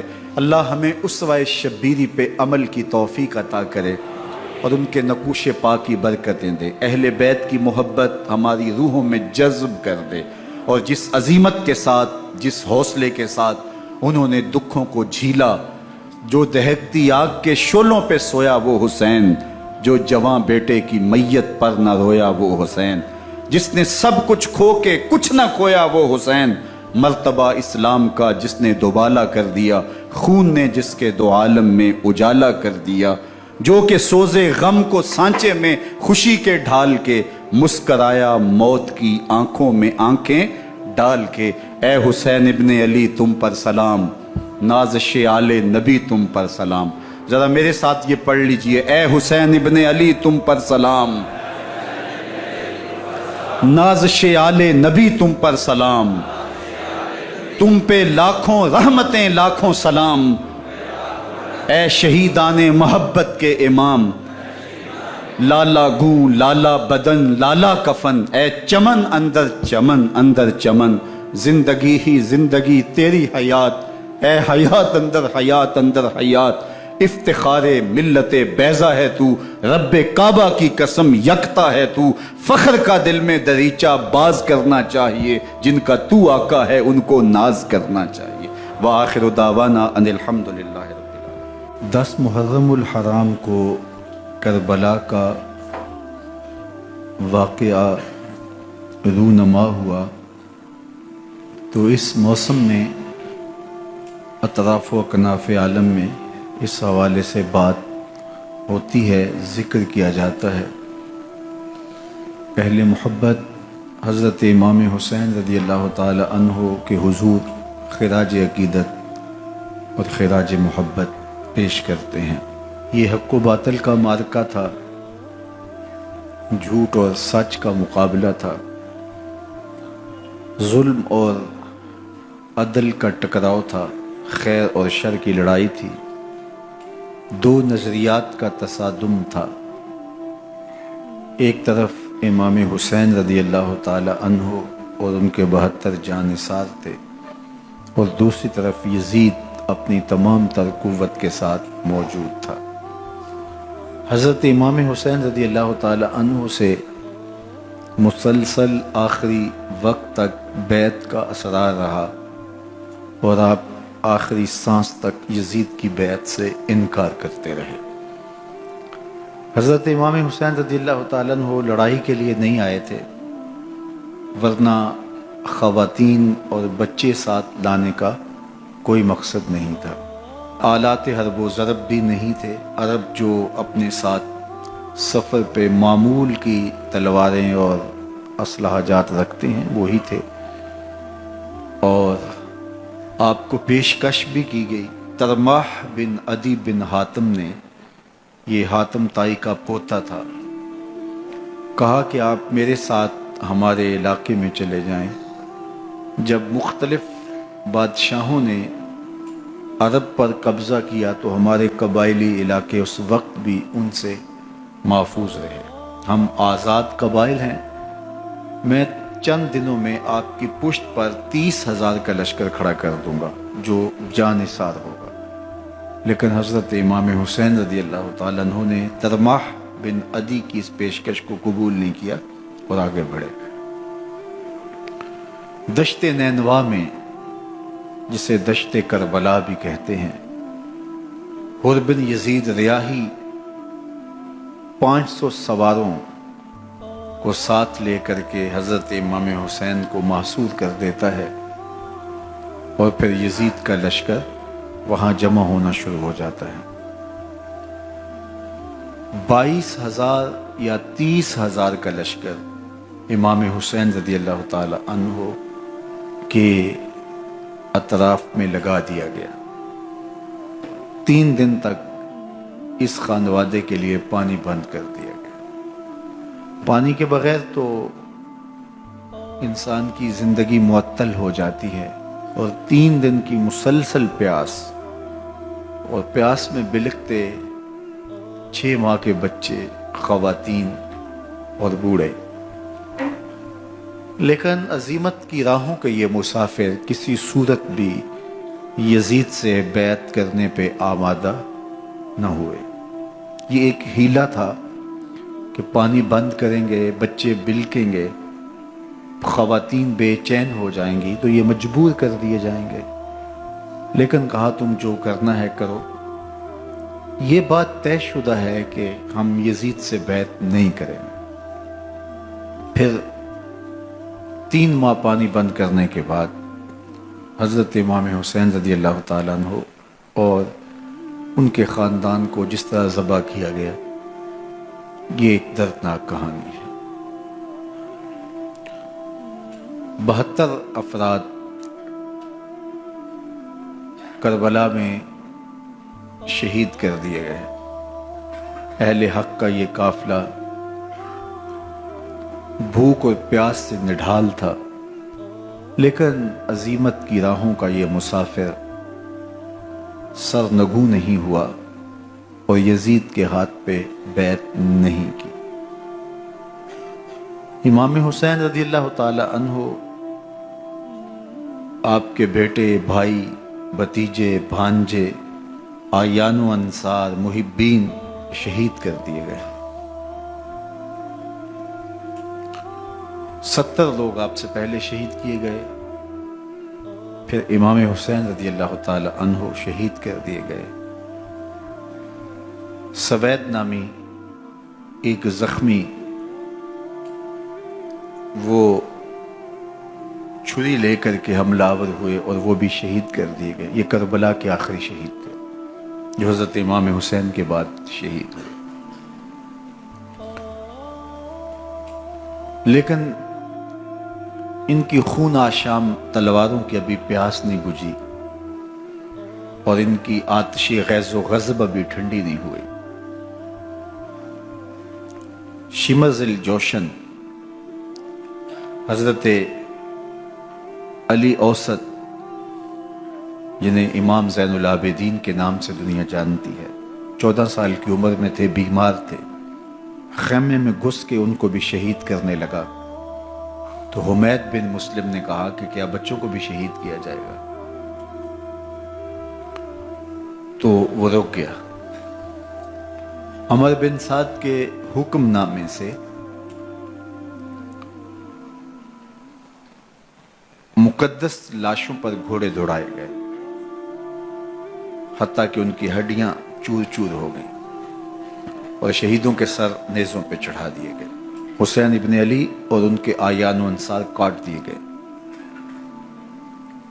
فتح کے نعرے بجے، جشن منائے گئے، اور یہ قافلہ کربلا سے کوفے کی جانب روانہ ہوا۔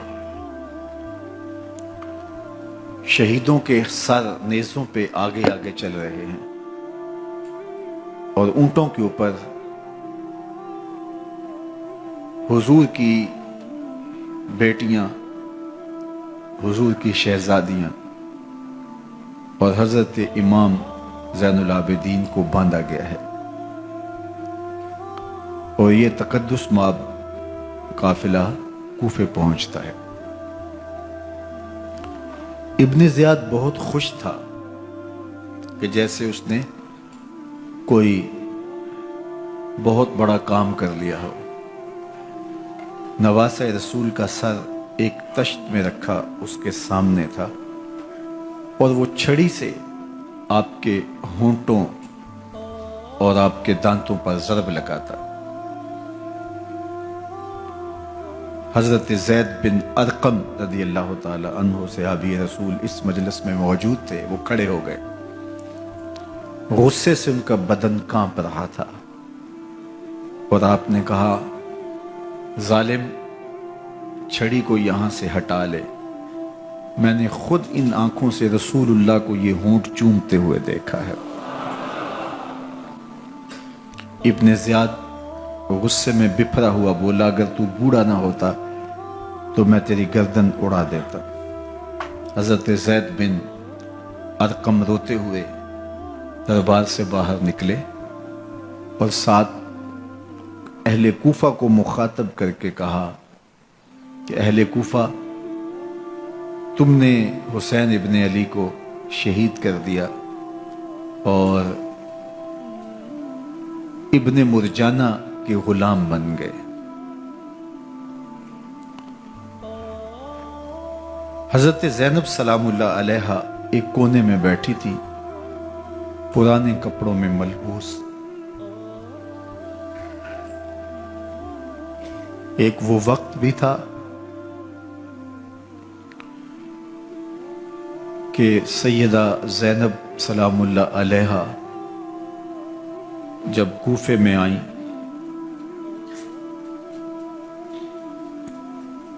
سیدنا علی المرتضیٰ کے زمانے میں، ان کے دور خلافت میں دار الخلافہ کوفہ متعین ہوا، تو یہ مدینے سے کوفے آئیں، تو اس وقت کوفے کی معزز خواتین نے ان کا استقبال کیا۔ خلیفۃ المسلمین کی شہزادی، رسول اللہ کی بیٹی سیدہ فاطمہ الزہرا کا عکس حضرت زینب سلام اللہ علیہا کوفے میں داخل ہوئیں، تکریم، عزت اور وقار کے ساتھ آپ کا استقبال کیا گیا اور آپ خواتین کو درس قرآن دیتی، حضور کی شریعت سکھاتی، اور آج وہی کوفہ ہے، وہی دیوار و در ہے اور وہی زینب ہے، اور آج زینب کے ساتھ حسین ابن علی کا کٹا ہوا سر ہے۔ پرانے کپڑوں میں ملبوس حضرت زینب سلام اللہ علیہ آج اسی کوفے میں داخل ہوئی ہے۔ دارالامارت کے ایک کونے میں تشریف فرما ہے کہ ابن زیاد پوچھتا یہ خاتون کون ہے؟ حضرت زینب خاموش رہی۔ اس نے دوسری مرتبہ پوچھا، آپ پھر خاموش رہی۔ تیسری مرتبہ پوچھا، آپ پھر خاموش رہی۔ پھر ایک لونڈی نے بتایا یہ زینب بنت علی ہیں۔ تو اس کے سامنے حضرت امام حسین کا کٹا ہوا سر پڑا تھا اور وہ حضرت زینب سے مخاطب ہو کے کہنے لگا کہ اللہ نے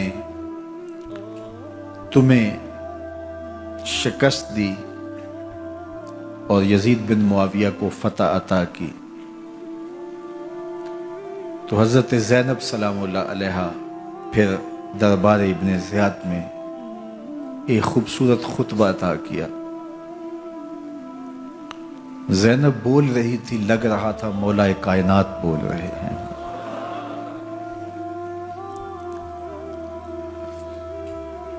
یہ خطبہ بامر مجبوری تھا، ابن زیاد کی خرافات کا جواب تھا۔ تو ابن زیاد سے اس کا جواب تو نہ بن پڑا، لیکن کہنے لگا کہ بڑی مکفہ اور مسجع گفتگو کی، تمہارا باپ علی بھی بہت اچھا شاعر تھا۔ تو سیدہ زینب سلام اللہ علیہا نے فرمایا ہمیں مکفہ گفتگو سے کیا غرض، یہ تو ایک حقیقت ہے جو ہم نے بیان کی۔ تو حضرت علی اوسط امام زین العابدین بھی پاس تھے، تو دیکھ کر کے کہنے لگا کہ یہ لڑکا کون ہے؟ تو فرمایا میں علی بن حسین ہوں۔ تو کہا کہ انہیں تو قتل کر دیا گیا۔ کہا وہ میرے بھائی تھے اور ان کا نام بھی علی تھا، میرا نام بھی علی ہے۔ تو اس نے کہا کہ اس لڑکے کو لے جاؤ اور قتل کر دو۔ حضرت زینب علی اوسط امام زین العابدین کے ساتھ چمٹ گئیں اور کہا کہ اگر تم اسے قتل کرو گے تو اس کے ساتھ مجھے بھی قتل کرنا ہوگا۔ تو ابن زیاد کہنے لگا کہ یہ عورت سچ کہتی ہے، واقعی اس کے جذبات یہی ہیں۔ اور الصلاۃ جامعہ کی پکار کے ساتھ مسجد کوفہ میں آ گیا۔ کوفے کے لوگ سارے ابن زیاد کے سامنے تھے۔ امام حسین کا کٹا ہوا سر ابن زیاد کے سامنے تھا اور اس نے کہا کہ اللہ نے یزید بن معاویہ کو فتح دی اور کذاب ابن کذاب معاذ اللہ حسین ابن علی کو شکست دی۔ جب اس نے یہ بات کہی تو عبداللہ بن عفیف الازدی رضی اللہ تعالی عنہ موجود تھے، وہ کھڑے ہو گئے۔ غصے سے ان کا بدن کانپ رہا تھا اور آپ نے پوری ہمت کے ساتھ ابن زیاد کو جواب دیتے ہوئے کہا، ظالم، حسین سچا، حسین کا باپ بھی سچا، تو جھوٹا، تیرا باپ بھی جھوٹا، جس نے تجھے امیر بنایا وہ بھی جھوٹا۔ تو ابن زیاد نے جب اپنے بارے عبداللہ بن عفیف سے یہ بات سنی تو اس نے حکم دیا کہ ان کا سر کاٹ دیا جائے، اور پھر حضرت عبداللہ ابن عفیف رضی اللہ تعالی عنہ کو شہید کیا گیا اور ان کی لاش کو سولی چڑھا دیا گیا۔ حق کی راہ کے یہ مسافر اپنی جان کس طرح راہ خدا میں سپرد کر رہے تھے۔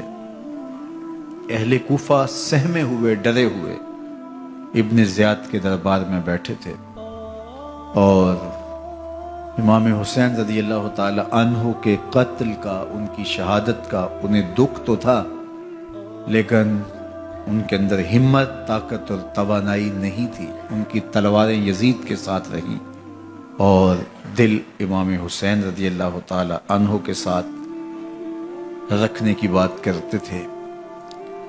پھر یہ قافلہ کوفہ سے چلتے چلتے دمشق کی جانب عازم سفر ہوا۔ ایک اونٹ پہ تین لوگوں کو سوار کیا گیا تھا۔ امام زین العابدین کو سوار بھی کیا گیا اور بدن پر زنجیریں بھی باندھی گئیں، جکڑ کر کے سواری پہ بٹھایا گیا۔ اللہ اکبر! جہاں جہاں سے یہ لوگ گزرتے، لوگوں کو ان کی حالت پہ رحم آتا۔ بہت سارے لوگ نہیں جانتے تھے یہ کون ہیں۔ عمومی طور پہ راستوں میں یہی بتایا گیا کہ کچھ باغی لوگ ہیں جنہوں نے حکومت سے بغاوت کی، تو ان کے کیفر کردار تک پہنچا دیا گیا۔ راستے میں ایک گرجا گھر آیا اور وہاں یہ لوگ رات رکتے ہیں۔ گرجا گھر کی دیوار پہ لکھا ہوا تھا: اترجو امت قتلت حسینا شفاعت جدہ یوم الحساب۔ کیا وہ امت جنہوں نے حسین ابن علی کو شہید کیا، قیامت کے دن انہی کے نانے سے شفاعت مانگیں گے؟ کس منہ سے شفاعت طلب کریں گے؟ اسی حسین ابن علی کے نانا سے، جن کے بیٹے کو، جن کے شہزادے کو، نواسے کو ان لوگوں نے شہید کیا۔ جب یہ تقدس مآب قافلہ دمشق پہنچا تو راستے میں ایک شخص قرآن مجید کی تلاوت کر رہا تھا، اپنے مکان کی چھت پہ بیٹھ کے تلاوت کر رہا تھا، اور یہ قافلہ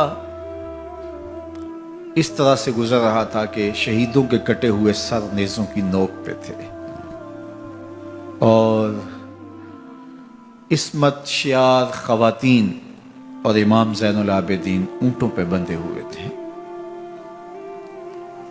تو پڑھنے والا تلاوت کر رہا تھا کہ کہف اور رقیم یہ ہماری نشانیوں میں سے بڑی عجیب نشانیاں ہیں۔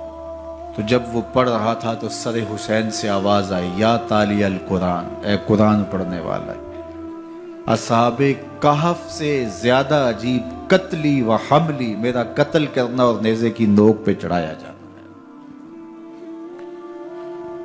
یہ قافلہ یزید کے دربار میں پہنچتا ہے۔ یزید بہت خوش ہوا اور اس نے حضرت امام زین العابدین رضی اللہ تعالیٰ عنہ سے کہا کہ تمہارے باپ نے میری حکومت کے خلاف بغاوت کی اور وہ اپنے انجام کو پہنچے۔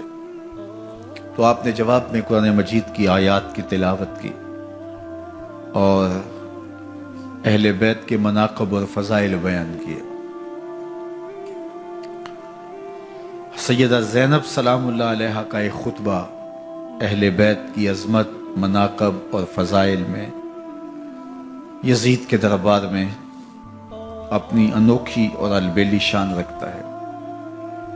یزید پہلے تو خوش ہوا، لیکن جب اس نے لوگوں کے چہرے دیکھے تو وہ پریشان ہو گیا۔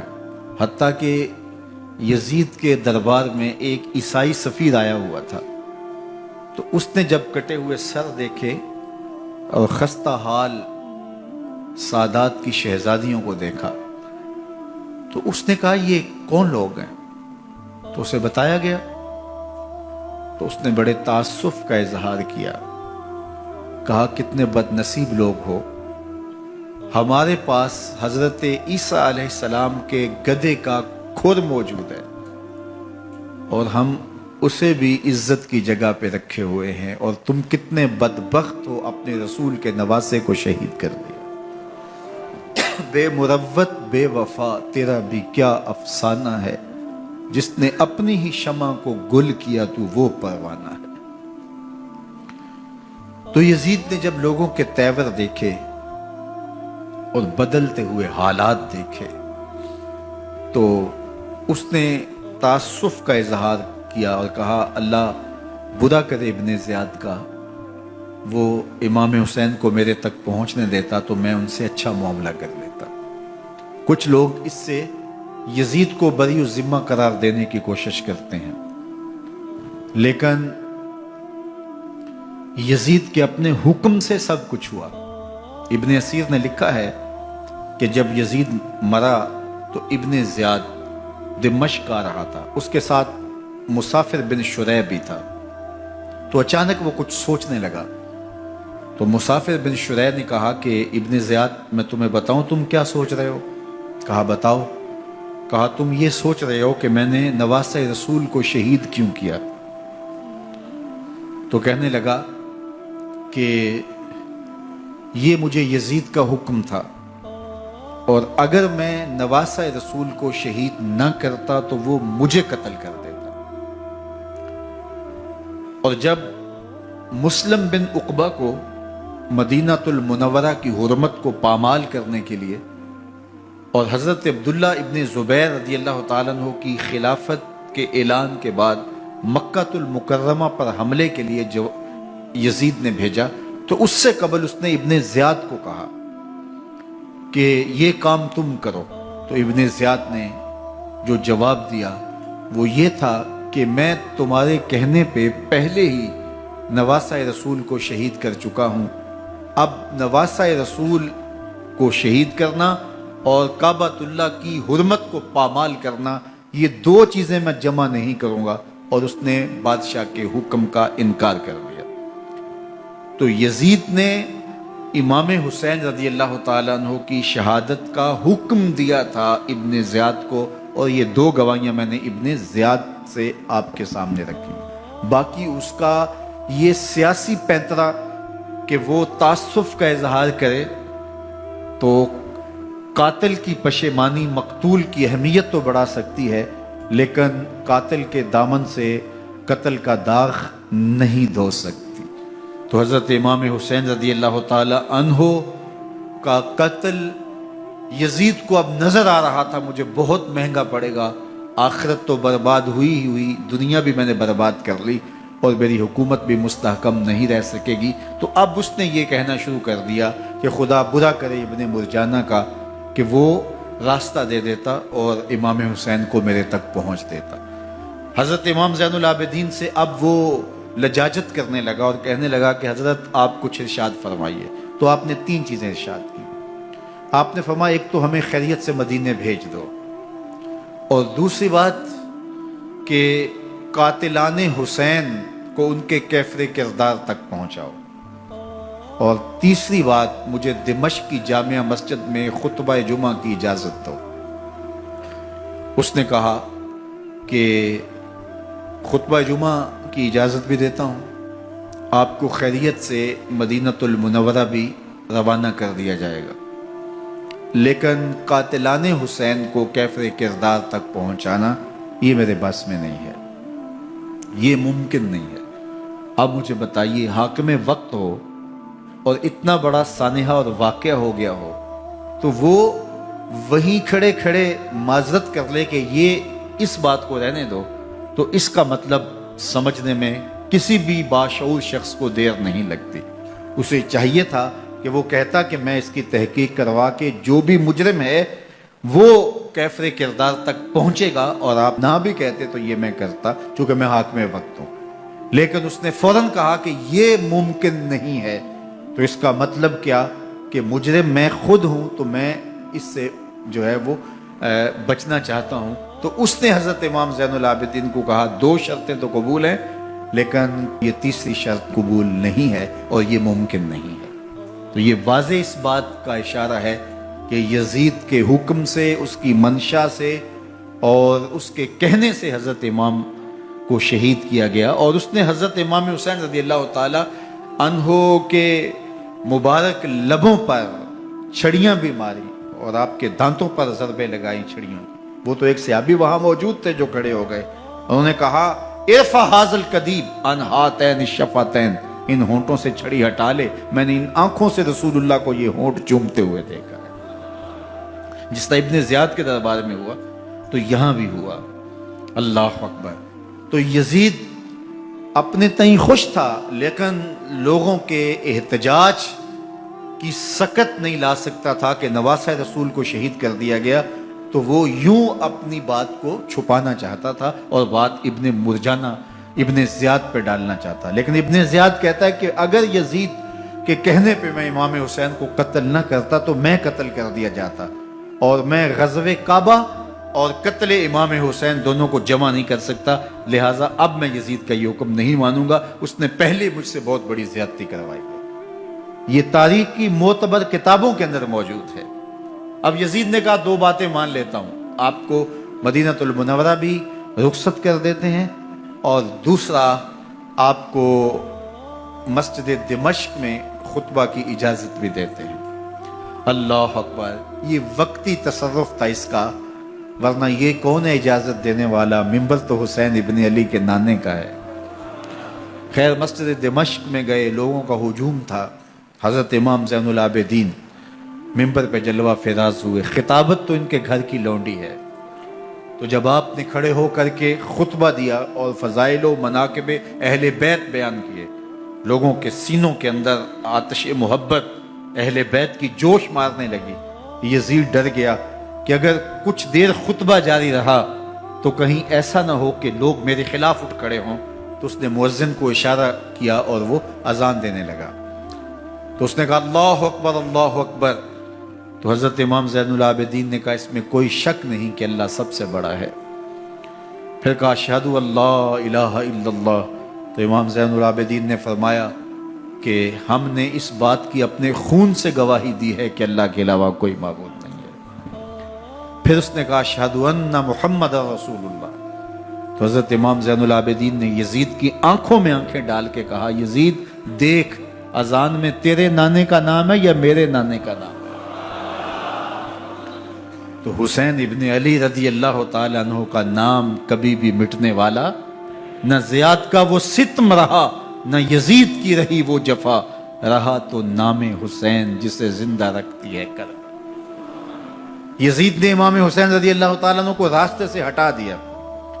اس کا خیال تھا کہ یہ باغی ہیں اور میں ان کو کچل دوں۔ حضرت امام حسین شہید کر دیے گئے، ان کا خاندان شہید کر دیا گیا۔ صرف 14 سال کے امام زین العابدین رضی اللہ تعالی عنہ اس حادثے میں، اس واقعہ میں جو ہے وہ بچے، اور سب سے زیادہ دکھ اپنی آنکھوں سے انہوں نے دیکھے۔ کربلا کا منظر بھی دیکھا، کوفے کا دارالعمارہ بھی دیکھا، اور دمشق کا دربار یزید بھی دیکھا، اور پھر یہاں سے مدینے پہنچ کر اہل مدینہ سے جو سامنا ہوا امام زین العابدین نے وہ لمحے بھی دیکھے۔ کہتے ہیں اس واقعہ کربلا کے بعد حضرت امام زین العابدین کبھی ہنسے نہیں تھے۔ جب بھی پانی پینے لگتے تو رو پڑتے، انہیں شاید سکینہ کی پیاس یاد آ جاتی تھی۔ امام زین العابدین کا رنگ زرد ہو جاتا جب کربلا کی یاد آتی، اور بسا اوقات شہر سے وحشت ہونے لگتی اور دور باہر نکل جاتے اور جا کر کے وہاں خیمہ گاڑ لیتے اور مہینہ مہینہ وہاں ذکر و فکر اور عبادت میں لگے رہتے۔ امام زین العابدین کے ہاتھوں میں ہتھ کڑیاں، پاؤں میں زنجیریں، اور اونٹ پہ باندھ کر کے جب حضرت امام زین العابدین کو شہیدوں کی لاشوں کے قریب سے گزارا گیا تو غشی پہ غشی طاری ہو رہی تھی امام زین العابدین پہ، اور وہ گھڑیاں بھی امام زین العابدین پر کتنی دردناک تھیں کہ جب شہزادیاں اونٹوں کے ساتھ باندھی گئی تھی اور امام زین العابدین اپنے بابا کا سر اپنے سامنے چلتا ہوا دیکھتے تھے، اور یہ دردناک لمحے کہ جب رات کی گھڑی آئی تو زینب سلام اللہ علیہ نے دیکھا کہ زین العابدین کے آنسو نہیں تھمتے اور ان کو غشی پہ غشی آتی ہے، تو وہ آگے بڑھ کے ان کو اپنی آغوش میں سمیٹتی ہیں اور کہا زین العابدین کیا ہوا؟ کہا کہ پھپھو جان اگر ہو سکے تو بابا کا سر کچھ دیر کے لیے میری گود میں نہیں آ سکتا ہے۔ وہ وقت بھی امام زین العابدین پہ آتا جب زخم اور درد اور دکھ حد سے تجاوز کرتے ہیں تو زین العابدین مدینہ کی طرف منہ کر لیتے ہیں اور حضور کی بارگاہ میں ہوا کے ہاتھوں پیغام بھیجتے ہیں، ان نلت یا ریح الصبا یوما الی ارض الحرم بلغ سلامی روزتن فیہا النبی المحترم یا رحمتا للعالمین ادرک لزین العابدی محبوس عید الظالمی فی الموکب والمزدحم۔ امام زین العابدین نے یہ سارا دردناک منظر اپنی آنکھوں سے دیکھا اور یہ سارے دکھ سہے۔ امام زہری کہتے ہیں کہ ولید کے زمانے میں دوبارہ امام زین العابدین کو پکڑ لیا گیا اور ان کے ہاتھوں میں دوبارہ ہتھ کڑیاں اور پاؤں میں بیڑیاں ڈال دی گئیں۔ میں ملنے گیا تو جو ہی امام کے ہاتھوں میں ہتھ کڑیاں دیکھی تو میرا دل ڈولنے لگا اور میری آواز گلے میں دب گئی اور آنسو تھے کہ تھمتے نہیں تھے۔ تو امام زین العابدین نے مجھے دیکھا تو مجھے تسلی دیتے ہوئے کہا، زہری کیا ہوا تمہیں؟ تو میں نے کہا، حضرت کربلا میں تھوڑے دکھ دیکھے تھے اور اب یہ حالت مجھ سے دیکھی نہیں جا رہی۔ تو امام زین العابدین نے ان زنجیروں کو اور ان ہتھ کڑیوں کو جن سے آپ جکڑے گئے تھے جھٹکا دیا، لوہے کی زنجیریں ٹوٹ گئیں۔ کہا، زہری ہم اللہ کی تقدیر پہ راضی ہے ورنہ یہ زنجیریں کیا ہوتی ہیں۔ امام زین العابدین کو اللہ نے عزتوں سے نوازا تھا، ہر دور کے حاکم وقت ڈرتے تھے اور ان کی عزت سے حسد کرتے تھے۔ ولید بن عبد الملک بنو امیہ کا بڑا تگڑا حکمران گزرا ہے۔ ایک دن طواف کرتے کرتے حجر اسود کے سامنے آیا اور اس کے دل میں آیا کہ میں حجر اسود کو بوسہ کروں، لیکن رش اتنا تھا کہ آگے بڑھنے کی ہمت نہ ہوئی اور پیچھے ہٹ کے کھڑا ہو گیا کہ رش کم ہوتا ہے تو میں حجر اسود کو چومتا ہوں۔ اتنے میں امام زین العابدین رضی اللہ تعالی عنہ وہ بھی طواف کرتے کرتے حجر اسود کے قریب آئے، ایک لمحے کے لیے توقف کیا، لوگوں نے راستہ چھوڑ دیا۔ امام زین العابدین آگے بڑھے، حجر اسود کو چوما، پھر آگے بڑھ گئے۔ ولید بن عبد الملک کو بڑا غصہ آیا کہ لوگوں نے میرے لیے تو راہیں نہیں چھوڑی اور زین العابدین کے لیے راہیں چھوڑ دی ہیں۔ تو وہ اپنے درباری شاعر کو، فرزدق کو جو اس کے ساتھ کھڑا تھا، اس کو پوچھتا ہے، من ہاذا، یہ کون ہے؟ حالانکہ اسے پتا تھا یہ امام زین العابدین ہے۔ بعض اوقات سوال تفہیم کے لیے کیا جاتا ہے، سمجھنے کے لیے کیا جاتا ہے، اور بعض اوقات سوال تحقیر کے لیے کیا جاتا ہے۔ جس طرح کسی شخص کو آپ پسند نہ کرتے ہو اور وہ کوئی کام کرے تو آپ کہتے ہیں یہ کون ہے، یہ کون ہے؟ تو اس نے کہا، من ہاذا، یہ کون ہے؟ اب فرزدق شاعر تھا اور درباری شاعر تھا، اسے اچھی طرح پتا تھا کہ من ہاذا سے بادشاہ کیا سننا چاہتا ہے، لیکن آج اس کی غیرت ایمانی جاگی۔ بادشاہ نے کہا، من ہاذا، یہ کون ہے؟ تو فرزدق نے بادشاہ کی آنکھوں میں آنکھیں ڈال کے کہا، بادشاہ تو نہیں جانتا یہ کون ہے؟ اس کو تو بطحا کے سنگ ریزے بھی جانتے ہیں، اس کو تو زمین والے بھی جانتے ہیں، آسمان کے فرشتے بھی جانتے ہیں۔ یہ فاطمہ کا بیٹا ہے، یہ علی کا شہزادہ ہے، یہ رسول اللہ کا نواسہ ہے۔ تیرا من ہاذا کہنا اس معرفہ کو نکرا نہیں کرے گا، یہ کل بھی معرفہ تھا، یہ آج بھی معرفہ ہے۔ کھڑے کھڑے امام زین العابدین کی شان میں ایک طویل قصیدہ لکھ دیا۔ بادشاہ تو اس سے کچھ اور سوچ رہا تھا، الٹ ہو گیا، اس نے ایک فرزدق کو جیل میں ڈال دیا۔ امام زین العابدین کو پتا چلا، آپ نے اشرفیوں کی 2 تھیلیاں خادم کے ہاتھ بھیجی کہ ہماری وجہ سے تمہارے اوپر یہ افتاد پڑی ہے۔ تو اس نے تھیلیاں قبول کی، چوما آنکھوں سے لگائیں اور پھر خادم کے ہاتھ میں دیتے ہوئے کہا، امام کو میرا سلام دے دینا اور کہنا، حضرت ساری زندگی نے ٹگوں کے لیے، ان پیسوں کے لیے، اشرفیوں کے لیے شاعریاں کی ہیں، یہ جو میں نے قصیدہ لکھا ہے آپ کے نانا کی شفاعت کے لیے لکھا،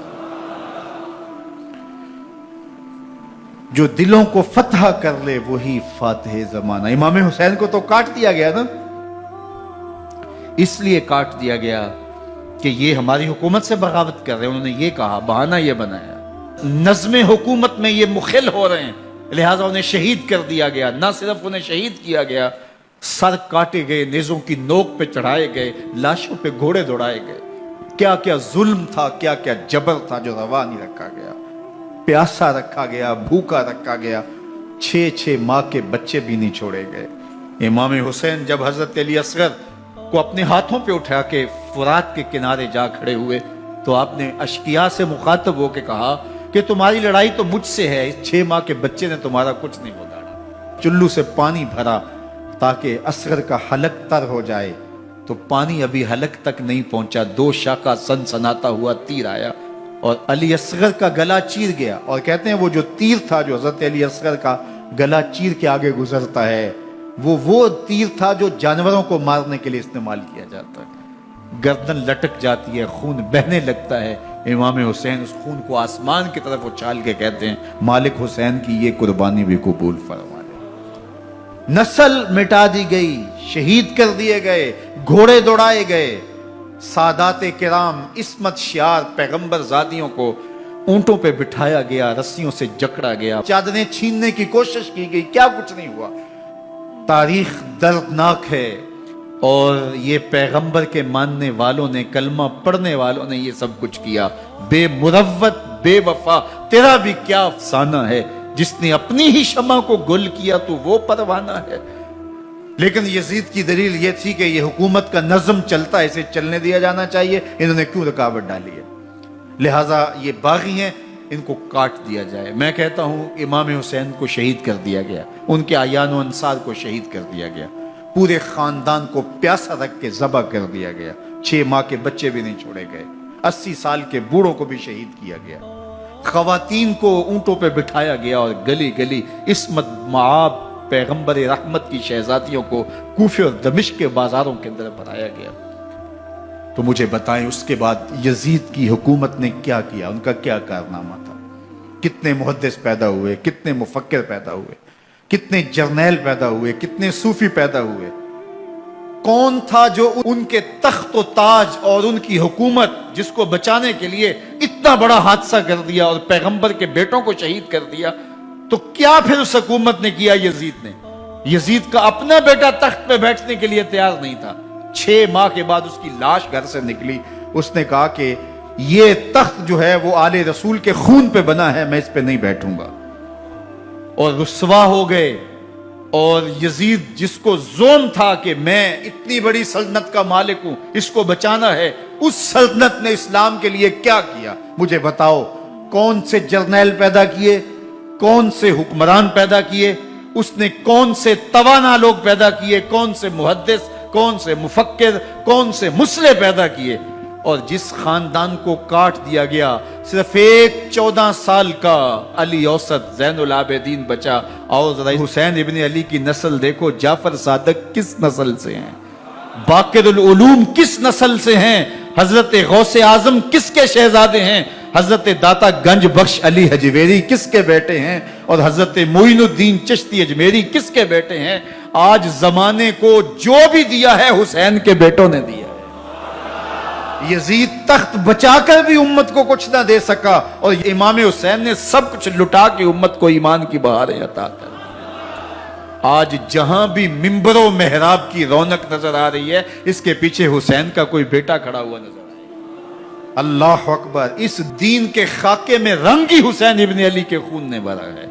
हुसैन अगर ना शहीद होता तो आज घर घर यजीद होता, इस्लाम की अजमत अया न होती, खुदा के घर में अज़ा न होती, बारे इलाहा नौहा सुनाता फिरता, ता रोज़े जज़ा अश्क बहाता फिरता, इमदाद न करते अगर करबला में हुसैन, इस्लाम तेरा ठोकरें खाता।